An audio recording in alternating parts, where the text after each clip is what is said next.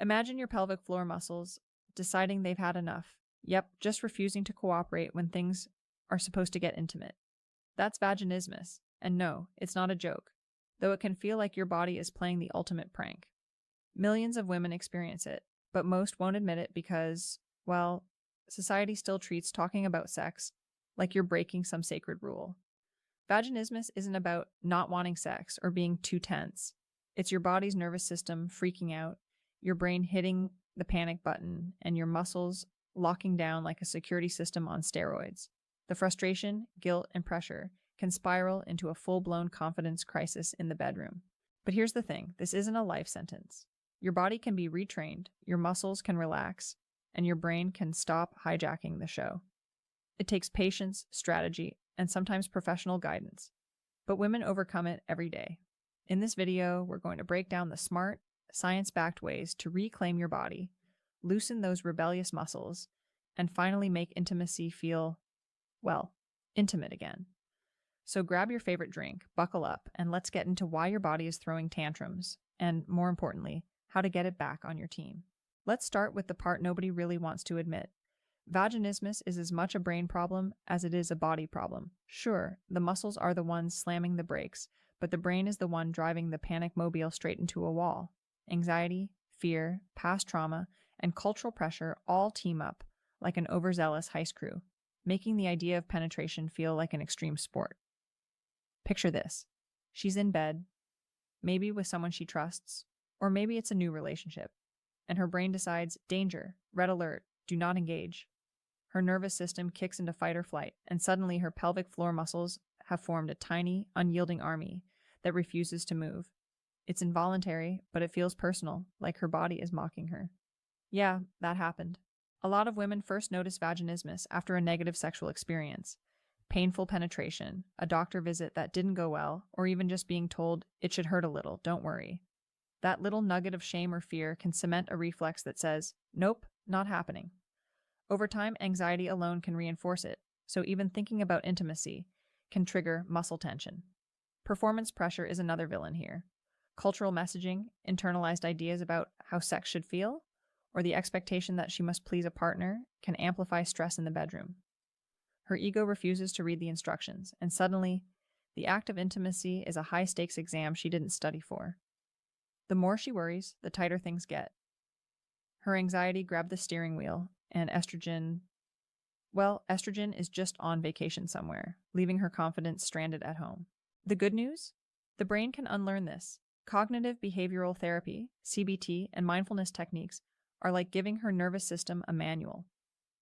Visualization exercises, imagining safe, pleasurable sexual scenarios without pressure, start retraining the fight or flight response. Breathing exercises reduce sympathetic nervous system overdrive, calming the muscles indirectly. Journaling and self-talk help dismantle the shame that fuels tension, reminding her that her body isn't broken, just stressed. It's also important to note that trauma doesn't have to be dramatic to matter. Even subtle experiences, comments from a partner, a clumsy gynecologist visit, or internalized messages about sexuality can create conditioned responses. Her body learned that sex equals threat, and now it's taking its cue from old scripts. Rewriting them takes patience, experimentation, and validation. Letting her nervous system know, you're safe. You don't have to fight, to. So yeah, the muscles are the ones locking up, but the brain wrote the rulebook. Understanding this is step one in dismantling vaginismus, without pointing fingers, without shame, and with a lot of humor at how ridiculous our bodies can be sometimes. So, the brain has done its part. Panic, anxiety, shame. But now it's time to negotiate with the body. Because here's the awkward truth. Even if the mind starts to chill out, the pelvic floor muscles may still be holding a grudge. They've been in lockdown mode, and like any stubborn tenant, they need gentle coaxing, not a forced eviction. Pelvic floor therapy is the first stop. Think of it like a personal trainer for the muscles that have been skipping leg day for far too long. A trained physiotherapist can help her identify where the tension lives, teach awareness of these muscles, and give exercises to consciously relax them. And yes, there's a difference between contracting and relaxing pelvic muscles. It's counterintuitive, but learning reverse Kegels, actively letting go, is a game changer. Her body literally forgets how to relax on command, so it needs a little refresher course. Then come vaginal dilators, the unsung heroes of vaginismus recovery. These aren't scary medical devices, they're like tiny confidence builders. Starting with the smallest size, she can slowly introduce them, learning that insertion doesn't have to trigger full-blown panic. Gradually increasing sizes is like leveling up in a video game. Muscle tension decreases, confidence rises, and the body remembers, hey, this isn't actually life-threatening. Consistency is key here. A few minutes every day is far better than forcing things once and giving up in frustration. Breathing techniques are critical too, though often overlooked. The diaphragm and pelvic floor are best friends. When one tenses, the other follows. Teaching her to take deep, slow breaths while focusing on relaxing the pelvic floor can release tension almost immediately. Pair this with mindfulness, paying attention to what the muscles are doing without judgment. And the body begins to understand that sex doesn't have to equal panic. Don't forget gradual exposure in actual intimacy. Starting with non-penetrative sex, kissing, oral sex, sensual touch, lets the muscles learn safety in context. Once she's comfortable, penetration can be attempted very slowly, with dilators or fingers first, all while focusing on relaxation and breath. Think of it like training for a marathon, not sprinting out the gate. Patience beats force every time. Finally, self-compassion is essential. Her muscles aren't betraying her. They're reacting to stress. Celebrating small wins, I use the dilator for 5 minutes without clenching, reinforces the positive loop between brain and body. Over time, consistent physical practice, combined with the psychological strategies from the first part, begins to undo years of tension, fear, and miscommunication between mind and body. So yeah, the physical side is a slow, steady negotiation, but it's effective. With the right exercises, breathing, and gradual exposure, the muscles eventually remember what they're supposed to do, and intimacy stops feeling like a hostage situation. Even with mental strategies and physical exercises, sometimes vaginismus refuses to play nice alone. That's when professional guidance steps in, not as a sign of failure, but as the ultimate cheat code. Think of gynecologists, pelvic floor therapists, and sex therapists as your personal squad for body-brain negotiations. They're trained to spot nuances you might miss, like subtle tension patterns, hormonal contributors, or psychological blocks. And having an expert on your team reduces the winging it stress that often makes vaginismus worse. A gynecologist can rule out medical causes of pain or tension, such as infections or structural issues, so therapy targets the real culprit, the muscles and nervous system. Vaginal exams in this context aren't about pressure or judgment. They're assessments to guide safe, informed exercises. When the doctor, physiotherapist, and therapist are all on the same page, she can follow a roadmap instead of guessing in the dark. Sex therapists specialize in the psychological dimension. They help tackle performance anxiety, fear, and trauma that amplify muscle tension. Sometimes, just having someone validate that her body's reaction isn't her fault can relieve immense shame. Studies show that guided therapy often accelerates progress because fear itself becomes the enemy, and therapy gives her tools to disarm it. Couples therapy can also help, teaching partners patience, empathy, and communication skills, which is crucial because intimacy isn't just about one body. It's about two systems learning to sync without pressure. There are rare cases where medical interventions, like Botox injections, to relax the pelvic floor, are considered, but these are typically last resort measures. Most women improve significantly with a combination of exercises, therapy, and patience. The emphasis is always on empowerment, giving her the skills and understanding to regain control rather than forcing a quick fix that doesn't address the root problem. Professional support also combats isolation. Vaginismus can feel deeply lonely because women assume they're the only ones experiencing it. Having a doctor or therapist normalizes the process, provides accountability, and sets realistic expectations. She learns that setbacks aren't failures. They're just part of retraining her muscles and nervous system. A supportive professional environment transforms recovery from a scary, shame-filled experience into an organized, manageable journey.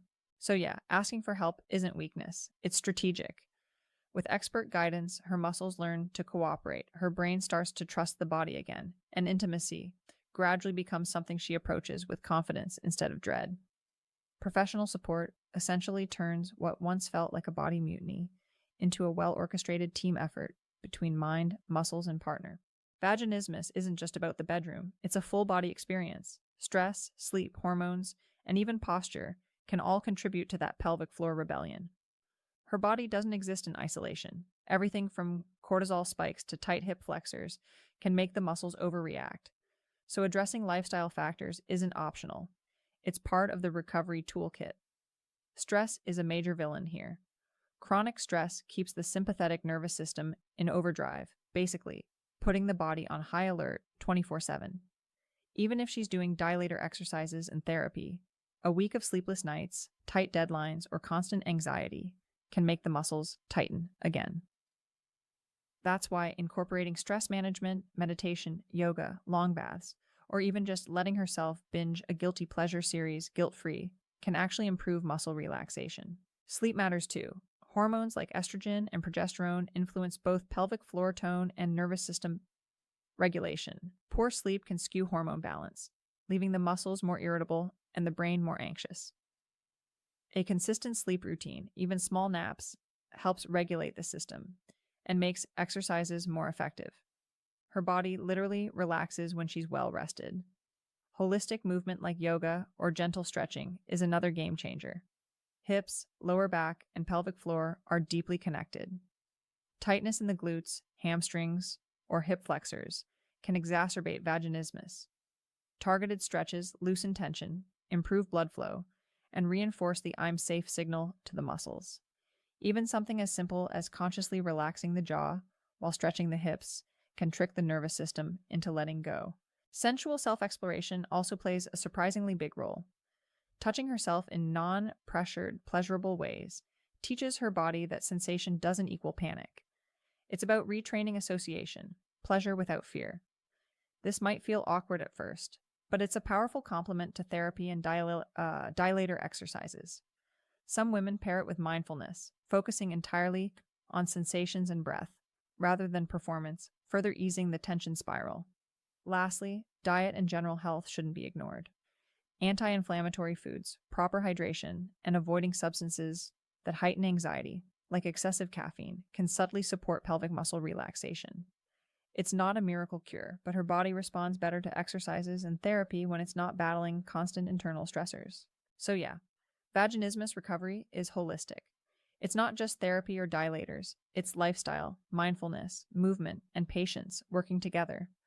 When she tunes into these factors, her body starts to learn that relaxation is safe, pleasure is safe, and sex doesn't have to be a battlefield.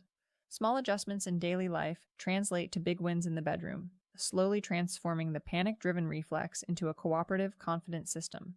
Here's the part most people overlook. Vaginismus isn't just a physical or psychological puzzle. It's a relationship one, too. How a partner reacts can either escalate panic or create a safe zone for progress. Patience, communication, and empathy aren't just nice-to-haves. They're essential tools in helping her nervous system realize the bedroom isn't a battlefield. First, let's talk pressure. Any sense that she has to perform immediately, or that penetration is the only measure of intimacy, triggers her fight or flight response. Her muscles tighten, her brain panics, and suddenly something as simple as trying to insert a finger feels like a high-stakes exam. Partners who approach with understanding, humor, and curiosity, rather than frustration or disappointment, actually become co-therapists. They model safety, showing the body that it doesn't need to protect itself. Intimacy can evolve without penetration, and in many cases it should at first. Kissing, mutual massage, sensual touching, and even just cuddling help her nervous system learn that pleasure exists without threat. Each positive experience rewires the brain and reinforces the message. Relaxation is allowed. Pleasure is safe. This is a slow process, but celebrating these small wins is critical. Even a few minutes of stress-free closeness counts as progress. Her mindset matters as much as her partner's. Self-compassion and validation are non-negotiable. Every tense attempt or setback isn't a failure, it's data, journaling wins, reflecting on relaxed moments, and reminding herself that this is a journey, not a performance, helps dismantle the shame that fuels the muscle tension. Her confidence grows as she realizes her body isn't broken. It's learning a new language. Relationship dynamics also play a subtle role. Partners need to check in emotionally, understand triggers, and adapt expectations. Over time, sexual intimacy becomes a collaborative project. Both partners attune to cues, experiment gently, and celebrate micro-progress. Even humor helps. The ability to laugh at awkward moments reduces cortisol, relaxes muscles, and reminds her that her body isn't out to sabotage her. Ultimately, recovery is about creating a network of trust between her mind and body and between her and her partner. When the muscles, brain, and relationship all work together, vaginismus gradually loses its grip. The bedroom transforms from a stress-filled minefield into a safe, pleasurable space where intimacy isn't a punishment, but a shared experience. So yeah, confidence isn't just an internal battle. It's relational, strategic, and surprisingly fun when approached with the right mindset. Vaginismus isn't a personal failure, a punishment, or a permanent barrier. It's a signal from the body that fear, tension, or past experiences have hijacked intimacy. Overcoming it takes a mix of psychological work, physical exercises, professional guidance, lifestyle adjustments, and relationship strategy. By retraining her brain, coaxing her muscles, and leaning on supportive partners and professionals, women can reclaim pleasure and confidence. Small wins, relaxed muscles, a stress-free intimate moment, or a session with a therapist add up to real progress. If you're watching this and nodding along, know you're not alone. I want to hear your experiences, your small victories, or even your struggles. Comment below, and I might reach out personally. And while you're at it, like this video, share it with friends who might benefit, and most importantly, subscribe to the channel. Your body and mind deserve this kind of support, and we're here to guide you with science, humor, and empathy.